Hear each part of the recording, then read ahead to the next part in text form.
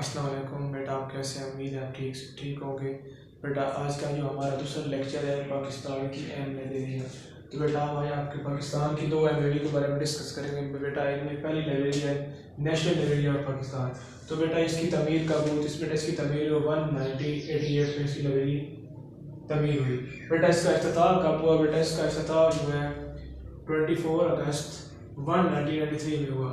बेटा पाकिस्तान का दारुल जब पाकिस्तान का हुकूमत कराची था तो इस्लामाबाद मुंतकिल हुआ, तो इस्लामाबाद में कौमी लाइब्रेरी के क़याम हुआ। यानी जब पाकिस्तान का दारुल कराची था तो उसके बाद जब वो इस्लामाबाद मुंतकिल हुआ तो उसमें लाइब्रेरी की बुनियाद रखी गई। बेटा दूसरी हमारी library central library of Bahawalpur. बेटा ये सर सादिक अब्बासी बहावलपुर के जब अमीर बने तो उस वक्त जो वासरा हिंद थे, वासरा हिंद उसको बोलते हैं जो एक मुल्क का नुमाइंदा दूसरे मुल्क में नुमाइंदा होता है उसको वासरा हिंद बोलते हैं। तो उसने उसके अमीर सादिक के ससुर अब्बासी के अमीर बहावलपुर बनने की खुशी में क्या किया? सादिक इंडियन लाइब्रेरी की बुनियाद रखी। तो बेटा इसके इमारत की तमीर का आगाज 1924 में हुआ।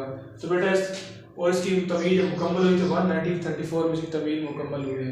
तो बेटा इसमें तो जो मुस्लिम का वासना हिंद था तो उसने उस वक्त से नाम चेंज करके सेंट्रल लाइब्रेरी बहावलपुर रखा।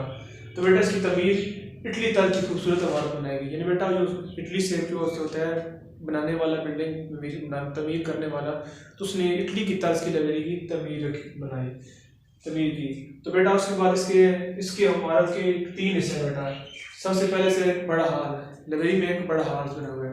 बेटा उसका दूसरा है शुबा खवातीन और अतफाल, यानी इसमें जो औरतें और बच्चों के लिए पढ़ने के लिए बैठने के लिए जगह बनाई जहाँ बच्चे बैठकर पढ़ सकते हैं, बच्चे और औरतें।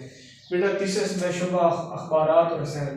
बेटा इसमें तीसरा शुबा है, उसमें अखबार रसायल वगैरह उस तरह पढ़ने के लिए आवाम के लिए मौजूद होते हैं। बेटा तीसरा इसमें शुबा सबई और बसरी मवाद। बेटा आप जानते होंगे सबई और बसरी मवाद क्या होता है? बेटा सबई मवाद वो होता है जो सुनने के लिए हो, ठीक है बेटा। और बसरी मवाद वो कहता है जो देखने के लिए, जो अखबार वगैरह ये चीज़ पढ़े बसरी मवाद है। बेटा तीसरा शोबा इसमें शुबा मोबाइल और लाइब्रेरी। बेटा बाकी लाइब्रेरी में ये शोबा नहीं होता। इस लाइब्रेरी की ये खसूसियत है कि इसमें क्या शोबा मोबाइल और लाइब्रेरी मौजूद है।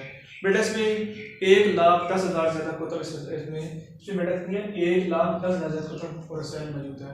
बेटा उसमें दूसरी इसमें लाइब्रेरी की सेंट्रल लाइब्रेरी और बहावलपुर की सबसे खसूसियत यह है जब पाकिस्तान बना 1947 में तो उस वक्त का अखबार इस लाइब्रेरी में मौजूद है।